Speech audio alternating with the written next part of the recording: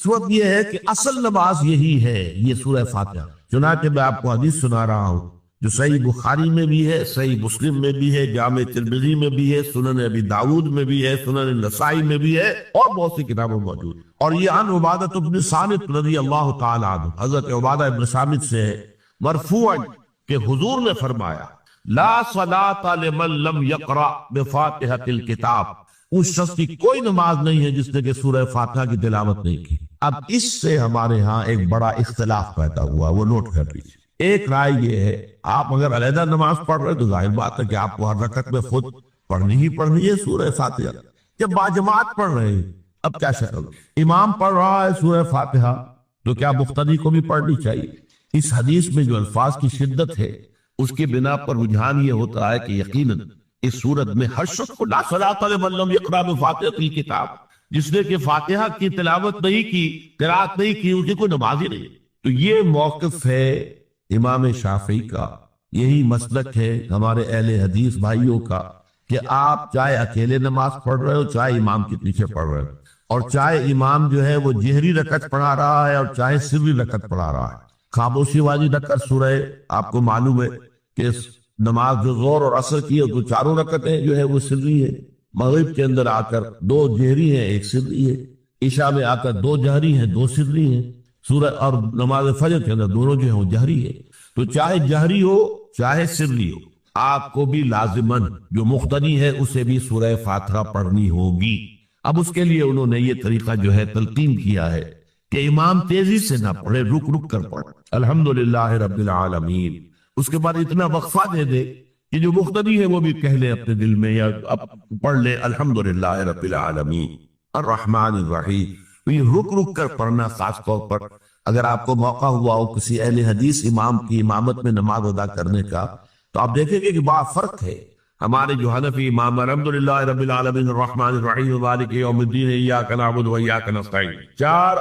آیتیں جو ہے وہ بھی ایک ساتھ میں پڑھ جائیں گی، لیکن یہ کہ عام طور پر جو اہل حدیث حضرات ہیں وہ رک رک کر ٹھہر ٹھہر کر پڑھتے ہیں، ترتیل کے انداز میں پڑھتے ہیں۔ یا پھر دوسری شکل انہوں نے ایک اور کی، یہ آپ سعودی عرب میں جب کبھی نماز پڑھیں گے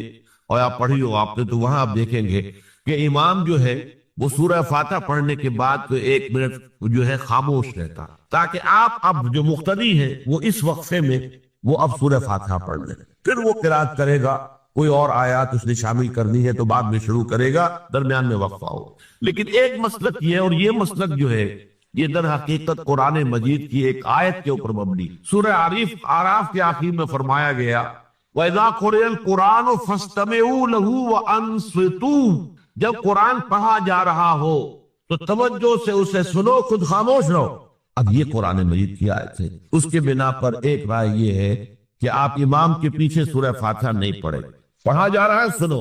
خود خاموش رہو۔ اور اس کے لیے وہ دلیل دیتے ہیں کہ یہ شکل ایک وفد کی سی ہے، جیسے کسی بڑی شخصیت کے پاس اگر آپ کا کوئی وفد جاتا ہے، 8-10 افراد ہے، ان میں سپوکس مین ایک ہوتا ہے، وہ بات کرتا ہے، باقی سب لوگ موجود رہتے ہیں سنتے ہیں۔ اسی طریقے سے امام جو ہے وہ گویا کہ آپ کا نمائندہ ہے اور وہ پڑھ رہا ہے الحمدللہ رب العالمین الرحمن الرحیم مالک یوم الدین، تو امام کی قرات ہی آپ کی بھی قرات ہو گئی۔ گویا کہ اس آیت سے، اس حدیث سے اختلاف نہیں ہے، اس کی تعبیر سے اختلاف ہے کہ امام کا قرات کر لینا در حقیقت مقتدیوں کی طرف سے بھی قرات۔ اس میں جو حنفی مسلک ہے وہ بہت سخت ہے، اور وہ یہ ہے کہ چاہے سری نماز ہو اور چاہے جہری ہو، ہر کسی بھی حالت میں مقتدی جو ہے وہ سورہ فاتحہ نہیں پڑھے۔ اب اس میں ذرا سا سوال پیدا ہوتا ہے کہ جہری رکعت میں تو اس آیت کا اطلاق ہو جائے گا کہ وَإِذَا قُرِئَ الْقُرْآنُ فَاسْتَمِعُوا لَهُ وَأَنصِتُوا، سری میں تو اس آیت کا اطلاق نہیں ہوتا۔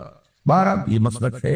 امام شافعی کا، ایک انتہا پر ہے، ہر صورت میں سری ہو یا جاری ہو آپ کو پڑھنی ہی پڑھنی ہے، اور امام ابو حنیفہ دوسری انتہا پر ہے کہ چاہے سری ہو چاہے جاری ہو کسی شکل میں نہیں پڑھ۔ امام مالک کا مسلک ہے درمیان میں، اور میں اس میں کوئی جھجک محسوس نہیں کرتا کہ میں آپ کے سامنے عرض کر دوں کہ میں اس پر عمل پیرا ہوں۔ وہ کیا ہے؟ جہری نماز میں خاموش رہو اور سنو، اس آیت کا اطلاق ہو جائے گا جب بلند آواز سے پڑھ رہا ہے امام تو پوری توجہ فَاسْتَمِعُوا لَهُ، اپنی پوری توجہ کو اس کے سننے کے اوپر مرکوز کر دو اور خود خاموش رہو۔ سری رکعت میں البتہ جبکہ وہ بھی خاموشی سے پڑھ رہا، آپ بھی خاموشی سے پڑھ رہے۔ بہرحال ان چیزوں میں میں نے یہ سب کو بیان کیا ہے، تو اس سے جو میرا مقصود ہے وہ یہ ہے کہ معلوم ہو جائے کہ اس میں کوئی بڑی بنیادی بات نہیں ہے، نہ یہ کہ جو حنفی ہیں وہ اس حدیث کا انکار کرتے ہوں کہ لا صلاۃ لمن لم یقرأ بفاتحۃ الکتاب، کیسے وہ انکار کریں گے؟ اور نہ ہی کوئی جو حنبلی ہے یا اہل حدیث ہے وہ قرآن کو اس آیت کا اختلاف سے جو ہے وہ اختلاف کر سکتا ہے کہ اذا قرئ القرآن فاستمعوا له وانصتوا، لیکن یہ کہ اس کے پھر اس سے جو احکام کا استنباط ہے اس میں اختلاف ہو جاتا ہے، تو اس کو نہیں سمجھنا چاہیے کہ یہ کوئی بہت بڑی اہمیت والی بات ہے۔ بات کہ جو فرض نماز ہے اصل اہمیت اس کی ہمارے ہاں عام طور پر مذہبی حلقوں میں اور خاص طور پر جو ذرا متصوفانہ انداز کے رنگ کے لوگ ہوتے ہیں وہ فرض کو تو بس ایسے ہی ادا کر لیتے ہیں جیسے بس اس کی کوئی اہمیت نہیں، بلکہ بعض لوگ وہ بھی ہیں کہ وہ فرض کو ترک کر دیتے، نوافل پر سارا زور، صرف رات کی نماز پر زور دیا جا رہا ہے، فرض نمازوں یہ ہم نے دیکھے ایسے لوگ بالفعل دیکھے۔ یہ تمام چیزیں جو ہے اس کی راہ نبوت سے انسان کو ہٹا دینے والا، فرض کتنا فرض، نفل کتنا، نوافل کے بارے میں جو ہے شریعت سے ثابت ہے، وہ تہجد بھی نافلۃ لک حضور کے لیے تو لازم تھی، باقی کے لیے لازم نہیں ہے، جو قیام اللیل شروع میں تھا وہ لازم نہیں ہے۔ ہاں رمضان مبارک میں اس کی تشریق ہے، ترغیب ہے، وہ خاص ایک مہینہ ہے، اس میں دن میں کھانا پینا جو ہے وہ حرام کیا گیا، تو رات کو 2/3 رات یا 1/3 کم سے کم 1/3 رات جاگو اللہ کے قرآن کے ساتھ، اللہ کی کتاب کے ساتھ۔ تو یہ اصل میں جو توازن ہے یہ جو ہے بہت ضروری۔ ارأیت اذا صلیت الصلوات مکتوبات، حضور آپ نے دیکھا، غور فرمائیے کہ اگر میں جو فرض نمازیں ہیں وہ ادا کر دوں، اب مثلا ایک حدیث مجھے اور یاد آئی، فرض نماز کی اہمیت کو بیان کرنے کی حضور نے فرمایا جس شخص نے عشاء کی نماز بھی جماعت کے ساتھ ادا کی اور پھر فجر کی نماز بھی جماعت کے ساتھ ادا کی، اس کے لیے پوری رات کا قیام لکھ دیا جائے۔ فرض کی ہے فَإِذَا صَلَّيْتِ الْمَكْتُوبَاتِ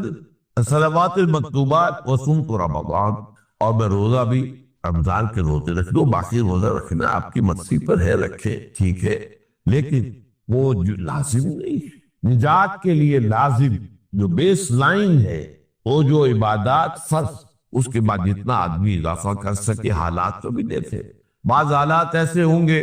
کہ اس میں اصل اہمیت جہاد کی ہو جائے گی، قتال کی ہو جائے گی۔ اب ایسا حال بھی ہو سکتا ہے کہ اسلامی نظام قائم ہے، اسلامی حکومت قائم ہے، نظام خلافت قائم ہے، تو اب قتال کا معاملہ جو وہ حکومت کے ذمہ ہے، حکومت انتظام کرے گی۔ اگر کہیں 10,000 آدمی چاہیے، 10,000 آدمی نکل آئے چاہ جانے کے لیے، تو باقی آرام سے گھر میں سوئیں یا نوافل پڑھیں، ساری رات کھڑے رہے، ٹھیک ہے، یہ تقرب بالنوافل کا موقع ہوگا۔ لیکن اگر اللہ کا دین جو ہے وہ مغلوب ہے، پامال ہے، اسے پاؤں تلے رودا جا رہا ہے، شریعت کی دھجیاں بکھیری جا رہی ہیں، عوامر کا استہزاء ہو رہا ہے، اور جو منکرات ہیں ان کی تبلیغ ہو رہی ہے، اس وقت آدمی نوافل پہ لگا رہے، وہاں تو فرض ہو جائے گا، امر بالمعروف نہی عن المنکر، جہاد، اس کی جو بھی تقاضے ہو، اس وقت سارے تقاضے اس کو بیان کرنے کا موقع نہیں، اس اصل سے کو اس فرض کو ترک کر کے نوافل میں لگیں گے، یہ نوافل کے اوپر نہیں مارے جائے۔ اس کو بہت زیادہ نمایاں کرنے کے لیے میں مثال دیتا ہوں، ذرا سوچئے، جب دامن احد میں معرکہ جاری تھا اور صحابہ کی جان پر بنی ہوئی، خود حضور کی جان پر بنی ہوئی تھی، آپ کو معلوم آپ زخمی ہوئے ہیں اور اتنا خون آپ کا بہہ گیا ہے کہ آپ بے ہوش ہو گئے ہیں، اور خبر ہو گئی کہ آپ کا انتقال ہو گیا، شہید ہو گئے۔ اس وقت اگر کوئی شخص مسجد نبی میں بیٹھا ہوا درود کی تسبیح پڑھ رہا ہو، یا کوئی اور نوافل ادا کر رہا ہو، یا قرآن پڑھ رہا ہو، تو اس کے بارے میں کیا حکم آپ کا ہو؟ پکا منافق، حالانکہ کام تو وہ اچھے کر۔ درود کی کتنی فضیلت آئی ہے، اور نوافل ہے یا قرآن کا پڑھنے کا ایک ایک حرف کا 10 نیکیوں کا ثواب ہے۔ حق کے فوراً بعد والدین کے حق کا ذکر، سورہ بقرہ کی آیت نمبر 83، اس میں بھی اللہ کے حق کے بعد والدین کا۔ سورہ نساء کی آیت نمبر 36، اللہ کے ساتھ شرک مت کرو، اللہ کی بندگی میں کسی کو شریک نہ ٹھہراؤ، والدین کے ساتھ حسن سلوک۔ سورہ انعام کا 19واں رکوع، توحید خداوندی کے فوراً بعد والدین کے ساتھ حسن سلوک۔ اسی طرح یہاں اور ایک مقام تو اور ہے جو ہم اپنے منتخب نصاب میں پڑھ چکے ہیں، جہاں اس طرح بریکٹ کیا ہے اللہ نے انشکرنی ولوالدیک، کرو شکر میرا اور اپنے والدین. اس میں نوٹ کر لیجئے چونکہ ادائے حقوق کا فلسفہ ہے، جیسا کہ میں تمہیدی جو گفتگو ہے اس میں عرض کر چکا ہوں. معاشرت کے اندر اصل سے دیکھنی یہ کہ کس کا کیا حق، وہ حق ادا کیے. اس میں ظاہر بات ہے کہ سب کا بڑا حق تو انسان پر اللہ کا ہے. خالق وہ، مالک وہ، رازق وہ، اور حقیقتاً رب بھی وہی ہے، پالنے والا وہی ہے. البتہ پالنے میں اللہ نے ذریعہ بنایا ہے والدین کو. انسان وجود میں آتا ہے والدین کے ذریعے. یہ جو بھی نعمت وجود عطا ہوئی ہے اس میں بھی ذریعہ واسطہ والدین بنے. پھر جو ربوبیت ہے، پالنا پوسنا ہے، اس میں بھی اللہ کی ربوبیت کا سب سے بڑا ذریعہ، خاص طور پر اس وقت جب کہ انسان اپنے پاؤں پر کھڑا نہیں ہے، جیسے کہ آگے آ رہا ہے رب ارحمہما کما ربیانی صغیرا. اے رب جب کہ میں بالکل چھوٹا سا تھا، مجھے تو اپنی ضرورتوں کا احساس بھی نہیں تھا، میں اپنی کسی ضرورت کا شعور بھی نہیں رکھتا تھا، انہوں نے میری کیئر کی ہے، مجھے پالا پوتا ہے، میری ضروریات فراہم، یہ میری تکلیف پر خود جاگتے رہے ہیں اور تڑپتے رہے، اپنا پیٹ کاٹا ہے اور مجھے کھلایا ہے. یہ سارا کام جو انہوں نے میرے ساتھ کیا، پروردگار ان کے احسانات کا بدلہ میں نہیں چکا سکتا، تجھ ہی سے درخواست کر رہا ہوں رب ارحمہما کما ربیانی صغیرا. تو معلوم ہوا کہ یہ در حقیقت اسلامی تمدن اور اسلامی معاشرت کا اصول کہ حقوق میں اللہ کے حق کے فوراً بعد بلکہ متصلاً بعد بریکٹڈ اللہ کے حق کے ساتھ والدین کا حق. یہاں بھی ذرا ایک فرق جو ہے وہ نوٹ کر لیں. جہاں بات آئے گی اطاعت کی، اطاعت اللہ کے بعد رسول کی، والدین کی نہیں. والدین کی اطاعت تو مشروط ہو، لیکن اللہ کی اطاعت کے ساتھ بریکٹڈ اطاعت، اطیعوا اللہ واطیعوا الرسول. سورہ تغابن میں بھی ہم پڑھ فَإِن تَوَلَّيْتُمْ فَإِنَّمَا عَلَىٰ رَسُولِنَا الْبَلَاغُ الْمُبِينُ. اطاعت میں اللہ کے بعد فوراً اللہ کا رسول، محبت میں اللہ کے فوراً بعد اللہ کا رسول. قُلْ إِنْ كَانَ آبَاؤُكُمْ وَأَبْنَاؤُكُمْ وَإِخْوَانُكُمْ وَأَزْوَاجُكُمْ وَعَشِيرَتُكُمْ وَأَمْوَالٌ اقْتَرَفْتُمُوهَا وَتِجَارَةٌ تَخْشَوْنَ كَسَادَهَا وَمَسَاكِنُ تَرْضَوْنَهَا أَحَبَّ إِلَيْكُم مِّنَ اللَّهِ وَرَسُولِهِ وَجِهَادٍ فِي سَبِيلِهِ. تو گویا کہ اطاعت میں بھی اللہ کے فوراً بعد اللہ کا رسول صلی اللہ علیہ وسلم، محبت میں بھی اللہ کے فوراً بعد اللہ کا رسول صلی اللہ علیہ وسلم. لیکن ادائے حقوق، شکر، اس میں اللہ کے فوراً بعد والدین. معلوم ہوا کہ ہر چیز کا اپنا ایک تقاضا ہے، ہر مضمون میں اپنی ایک ترتیب علیحدہ ہو جائے گی. جہاں بات ارکان اسلام کی ہوگی، ارکان اسلام میں کلمہ شہادت کے فوراً بعد نماز کا ذکر آئے گا. لیکن جہاں حقیقت ایمان کا تذکرہ ہوگا، ایمان کے فوراً بعد جہاد کا ذکر آئے گا. ہر شے میں اپنے مضمون کے اعتبار سے ترتیب ہے وہ بدل جائے گی. تو یہاں نوٹ کیجئے وَقَضَىٰ رَبُّكَ أَلَّا تَعْبُدُوا إِلَّا إِيَّاهُ وَبِالْوَالِدَيْنِ إِحْسَانًا. اب یہاں خاص طور پر جو نوٹ کرنے کی بات ہے وہ یہ ہے کہ در حقیقت یہ بھی معاشرتی استحکام اور خاص طور پر خاندان کے ادارے کے استحکام کے لیے بہت بنیادی ہدایت ہے. میں عرض کر چکا ہوں جب سورہ تحریم کے تمہیدی مضامین ہم بیان ہو رہے تھے، ان پر غور کر رہے تھے کہ خاندان کے ادارے کا استحکام، ایک تو مرد کی سربراہی، الرجال قوامون علی النساء، یہ ایک مثبت حکم ہے، مثبت ہدایت ہے. اس لیے کہ اگر برابر کے دو سربراہ ہو جائیں گے تو وہاں فساد ہوگا، بدنظمی. مرد کی قوامیت، اس کی سربراہی، اس کی حاکمیت. نمبر دو، والدین کے ساتھ حسن سلوک. یہ جو تصور آج کی دنیا میں ہو چکا ہے، جو خاندانی نظام کی چولیں ڈھیلی ہوئی، اس کا اصل سبب یہ ہے کہ والدین بھی اولاد کو اپنی لائبلٹی سمجھتے اور پھر اولاد بھی والدین کو اپنی لائبلٹی سمجھتے، ایسٹ نہیں سمجھتے، بلکہ یہ کہ ایک طرح کا بوجھ. خاص طور پر والدین بوڑھے ہو گئے، اب ان کی دیکھ بھال ہے، ان کی ضرورتیں پوری کرنی ہے، ان کے لیے ادب نہیں ہے، ان سے محبت نہیں رہی مغربی معاشرے کے اندر. اس کے خاندان کے نظام اس طرح اس کی چولیں جو ہے ڈھیلی ہو چکی. اولڈ ہاؤسز بنا دیجئے، اب وہاں پر ان کو ڈال دیجئے. اب ہمارے معمولات میں خامخواہ خلل پڑتا ہے، ہماری پرائیویسی میں خامخواہ یہ دخیل ہوتے ہیں. یہ جو کیفیت ہو چکی ہے در حقیقت یہ بھی گویا کہ اس معاشرے کے فساد اور اس تمدن کی جڑ کاٹ دینے والا. لہذا قرآن مجید نے، جیسا کہ میں اس سے پہلے عرض کر چکا ہوں، جیسے یہ ہال ہے، اس کی لمبائی، چوڑائی، اونچائی، یہ 3 ڈائمنشنز ہیں. اسی طریقے سے خاندان کے ادارے کی پہلی ڈائمنشن رشتہ ازدواج ہے، ایک مرد اور ایک عورت کے مابین. یہاں سے تو خاندان کی بنیاد پڑی. اس کے استحکام کے لیے الرجال قوامون علی النساء، مرد جو ہے قوام ہے عورتوں. پھر جب ان کے ہاں اولاد ہوئی اور سیکنڈ ڈائمنشن ایڈ ہو گئی، اب والدین اور اولاد کا رشتہ ہے. یہ رشتہ مستحکم ہے. اس رشتے کے ضمن میں ہم وہ مثبت اور منفی دونوں پہلو دیکھ چکے ہیں جو ہمارے اس منتخب نصاب میں آ چکے ہیں۔ سورہ تغابن والدین کو ہدایت کی گئی، ان من ازواجکم واولادکم عدو لکم فاعقروہ انما اموالکم واولادکم فتنہ۔ ایک طرف تو خود محتاط رہو ان کی محبت کی وجہ سے کہیں تم اپنی عاقبت برباد نہ کر بیٹھو، ان کے لیے جو بھی کرنا ہے اچھے سے اچھا کرو لیکن حلال کے دائرے کے اندر، اللہ کے حقوق کو، اللہ کی حدود کو قائم رکھو۔ دوسری طرف مثبت حکم دیا گیا، یا ایھا الذین آمنوا قوا انفسکم واہلیکم نارا، اہل ایمان اپنے گھر والوں کو، اہل و عیال کو، اپنے آپ کو بھی، اپنے اہل و عیال کو بھی آگ سے بچاؤ۔ یہ تمہارا مثبت فرض ہے، یہ تمہاری مثبت ذمہ داری، تمہیں یہ فرض ادا کرنا ہے کہ ان کو اچھی ان کی تربیت ہو، ان کو اللہ کی طرف، اللہ کے دین کی طرف ان کو رغبت دلاؤ تاکہ ان کی عاقبت سنورے اور وہ آخرت میں جہنم کے عذاب سے بچ سکے۔ اب یہاں جو ہے در حقیقت یہ دوسری ڈائمنشن آ رہی ہے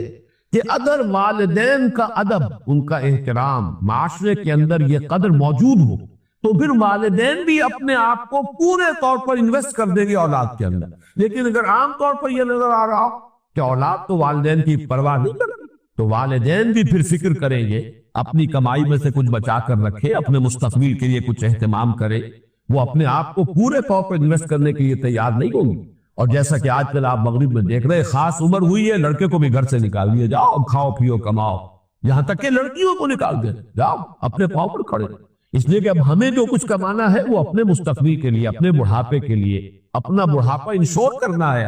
ہمیں اس کے لیے آسائشوں کا اہتمام کرنا ہے۔ ہم تمہیں اب اپنی لائبلٹی نہیں سمجھ سکتے۔ اللہ کا فضل و کرم ہے کہ ہمارے مشرقی معاشرے میں ابھی تک وہ اقدار موجود ہے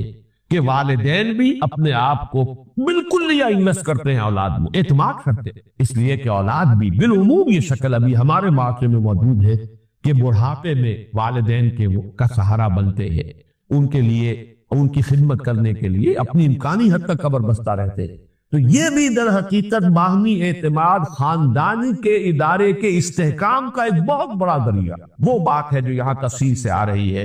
وَقَضَىٰ رَبُّكَ أَلَّا تَعْبُدُوا إِلَّا إِيَّاهُ وَبِالْوَالِدَيْنِ إِحْسَانًا، والدین کے ساتھ حسن سلوک۔ اور اس مقام پر، اس مضمون پر، یہ مقام ذروۂ سلام ہے قرآن مجید، جتنی تاکید یہاں آئی ہے اور جتنے اسلوب کے ساتھ اس کو بیان کیا گیا ہے یہاں، واقعہ یہ ہے کہ یہ ذروۂ سلام چوٹی ہے قرآن مجید کی اس موضوع۔ اِمَّا يَبْلُغَنَّ عِندَكَ الْكِبَرَ أَحَدُهُمَا أَوْ كِلَاهُمَا، اگر پہنچ ہی جائیں تمہارے پاس کبر، بڑی عمر کو، بڑھاپے کو، أَحَدُهُمَا ان دونوں میں سے کوئی ایک، أَوْ كِلَاهُمَا یا وہ دونوں، فَلَا تَقُلْ لَهُمَا اُفٍّ، تو انہیں اف تک مت کہو۔ یہ اف کیا شے ہے؟ اف عربی زبان میں کہتے ہیں قابل نفرت شے ہے، جس سے گھن آتی، جیسے کہیں کوئی غلاظت ہے یا کہیں پر کوئی یہ ناخن تراشے گئے ہیں وہ کہیں پڑے ہوئے، ان سے جن سے انسان کو کچھ گھن سی آتی ہے۔ یہ ہے لفظ، اس کا مادہ جو ہے حمزہ اور فا اس کا مادہ یہ ہے۔ تو اف کہنا جو ہے در حقیقت کچھ نفرت کا، استحقار کا انداز۔ فلا تقل لہما اف، تو انہیں اف تک مت کہو۔ قرآن مجید میں یہ لفظ آیا ہے، ایک تو یہ کہ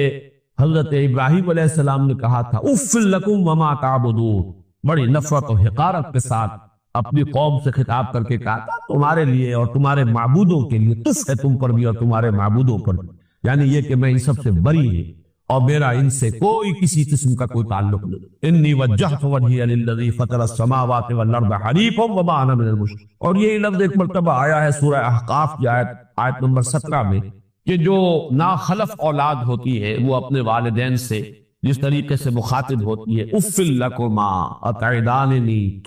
کیا آپ ڈھکوسنے کی باتیں کر رہے ہیں؟ کیا مجھے بتا رہے ہیں کہ میں جب مر جاؤں گا اور مٹی ہو کر مٹی میں مل جاؤں گا پھر مجھے اٹھا لیا جائے گا؟ تو وہاں بھی لفظ اف آیا، تو یہاں نوٹ کیجئے فلا تقل لہما اف، انہیں اف تک نہ کسی معاملے میں کہیں انہیں یہ احساس، اس کا اصل مفہوم سمجھیے، ان کے احساسات مجروح نہ ہو، یہ ہمیں کوئی اپنے اوپر بوجھ سمجھ رہے ہیں یا یہ کہ ہم سے کسی درجے میں کوئی نفرت کر رہے ہیں، ہمیں اب کوئی بنظر استحقار دیکھ رہے ہیں۔ اولاد کی طرف سے یہ طرز عمل والدین کے لیے ظاہر بات ہے کہ نہایت ان کے جذبات کو مجروح کرنے والا ہوگا۔ فلا تقل لہما اف ولا تنہرہما، جھڑکو مت۔ یہ آگے بات مزید واضح ہو جائے گی۔ کبھی ایسا ہوتا ہے کہ بڑی عمر کو والدین پہنچ گئے ہیں تو جیسے خود قرآن مجید میں سورہ حج میں بیان کیا گیا ارذل العمر، ایک بڑی عمر ایسی بھی ہوتی ہے کہ وہ جس کو ارذل عمر کہا گیا ہے، اور اس میں کہ لا یعلم من بعد علم شیئا، انسان کے حافظے میں، ذہن میں، سوچ میں وہ ترقی معکوس شروع ہو جاتی، بلکہ یہ کہ بچپن کی سی کچھ باتیں جو ہے وہ عود کر آتی ہیں، لوٹ کر آ جاتی ہیں، وہی عادتیں، وہی خواہشات۔ اس ظاہر بات ہے کہ اس وقت والدین کی ہر بات نہیں مانی جا سکتی، ان کی کسی فرمائش کو رد بھی کر دینا پڑے گا، لیکن لا تنہر، جھڑکو مت، بات جو ہے وہ قل لہما قولا کریما، بات کرو ان کے ساتھ نرمی کے ساتھ، ادب کے ساتھ، شائستگی کے ساتھ۔ کسی فرمائش کو اگر رد بھی کر دینا ہے تو جھڑکنے کے انداز میں نہیں، ڈانٹنے اور ڈپٹنے کے انداز میں نہیں۔ ولا تنہرہما وقل لہما قولا کریما، اور ان سے بات کیا کرو، گفتگو کرو، ان کے سے مخاطب ہو تو بڑے ادب کے ساتھ، نرمی کے ساتھ، شائستگی کے ساتھ، تہذیب کے ساتھ، ان کے مقام اور مرتبے کو ملحوظ رکھتے کہ تین جو سب سے بڑے بڑے گناہ ہیں، والذین لا يدعون مع اللہ الہا آخر، وہ لوگ کہ جو اللہ کے ساتھ کسی اور الہ کو پکارتے نہیں ہیں، کسی اور سے دعا نہیں کرتے، ولا يقتلون النفس التي حرم اللہ الا بالحق، نہیں انسانی جان کو قتل کرتے ہیں جسے کہ اللہ نے محترم قرار دیا ہے مگر حق کے ساتھ، یعنی کوئی قانون کی دفعہ ان کے اوپر لاگو ہو جائے تو بات دوسری ہے۔ قتل عمد کے قصاص میں قتل ہوگا، یا یہ کہ زنا اگر شادی شدہ مرد یا عورت کرتے ہیں تو ان کی سزا جو ہے وہ رجم ہے، جو قتل کی ایک بہت ہی شدید شکل ہے، یا مرتد کی سزا قتل ہے، اور یا پھر یہ ہے کہ کافر کو قتل کیا جا سکتا ہے جو حربی ہو، جس کے ساتھ جو جنگ ہے وہ ڈکلیئرڈ ہو۔ ان چار صورتوں کے علاوہ کسی انسان کو کسی حالت میں کسی جذبے کے تحت قتل کرنا جائز نہیں ہے، حرام، حرام مطلق ہے۔ یہ ہمارے ہاں جو عزت کے نام پر آنر کلنگز جو ہو رہی ہوتی ہیں، یہ سب کے سب جو ہے جرم ہے اسلام کی نگاہ میں، کسی کو یہ حق حاصل نہیں ہے کہ اس طرح سے اپنے ہاتھ میں قانون کو لے لے۔ لیکن اس کے بعد فرمایا تھا کہ جو لوگ یہ کام کرتے ہیں تو پھر یہ ہے یلقا اسامہ، وہ اس کی پاداش بھگت کر رہیں گے، یضاعف لہ العذاب یوم القیامہ، ان کے لیے قیامت کے دن عذاب دگنا کر دیا جائے گا، بڑھا دیا جائے گا، وَيَخْلُدْ فِيهِ مُهَانًا، اور وہ رہیں گے اس میں ہمیشہ ہمیش نہایت ذلت کے ساتھ، رسوا ہو کر۔ إِلَّا مَنْ تَابَ وَآمَنَ وَعَمِلَ عَمَلًا صَالِحًا، اس میں استثناء ہے کہ جو توبہ کرے اور تجدید ایمان کرے یا ایمان لائے، اگر پہلے کافر تھا تو ایمان لائے گا، اور اگر پہلے مسلمان تھا لیکن یہ کہ یہ گناہ سرزد اس سے ہوا تو گویا کہ ایک طرح کے کفر میں وہ داخل ہو گیا تھا، ایمان حقیقی سے محروم ہو گیا تھا، تو گویا کہ تجدید ایمان کرے۔ الا من تاب وآمن وعمل عملا صالحا، اور پھر اس کا عمل تبدیل ہو جائے، عمل درست ہو جائے، غلط کام کو فی الواقع چھوڑ دے۔ فاولئک یبدل اللہ سیئاتہم حسنات، تو یہ وہ لوگ ہیں کہ اللہ تعالیٰ ان کی برائیوں کو بھلائیوں سے بدل دے گا۔ یہ بات جو ہے بہت بلند ہے، اس میں اللہ تعالیٰ کی طرف سے وعدہ جو ہو رہا ہے کہ فَأُولَٰئِکَ يُبَدِّلُ اللَّهُ سَیِّئَاتِهِمْ حَسَنَاتٍ وَكَانَ اللَّهُ غَفُورًا رَحِیمًا وَمَن تَابَ وَعَمِلَ صَالِحًا، پھر دوبارہ تکرار کے ساتھ یہ بات آ چکی ہے، جو توبہ کرے اور پھر عمل اچھا کرے، فَإِنَّهُ يَتُوبُ إِلَى اللَّهِ مَتَابًا، تو وہ ہے جو حقیقت میں توبہ کرتا ہے اللہ کی جناب میں جیسے کہ توبہ کرنی چاہیے، عمل میں کوئی تبدیلی نہ ہو، اور توبہ کی تسبیح ہوتی رہے، استغفر اللہ ربی من کل ذنب واتوب الیہ، آپ نے 10 تسبیحیں کر دی، 1000 مرتبہ کہہ لیا، یہ سب زیرو ہے اللہ کی نگاہ میں۔ ذکر کا ثواب مل جائے گا کہ اتنا وقت آپ نے اللہ کا نام لیا ہے، اللہ کا ذکر کیا ہے، اس کا ثواب تو ملے گا، لیکن یہ توبہ نہیں ہے، اس سے کسی گناہ کی معافی کا کوئی سوال نہیں ہوتا، اس سے برائیوں کے بھلائیوں میں بدلنے کا کوئی امکان نہیں ہے، اس سے اس کی سزا سے بچنے کی کوئی سبیل نہیں۔ اب سورہ تحریم میں خاص طور پر ایک خاص جو پس منظر ہے اس کے اعتبار سے یہ آیت آ رہی ہے، یا ایھا الذین آمنوا توبوا الی اللہ توبۃ نصوحا، اے وہ لوگوں جو ایمان لائے ہو، اے ایمان کے مدعی ہو،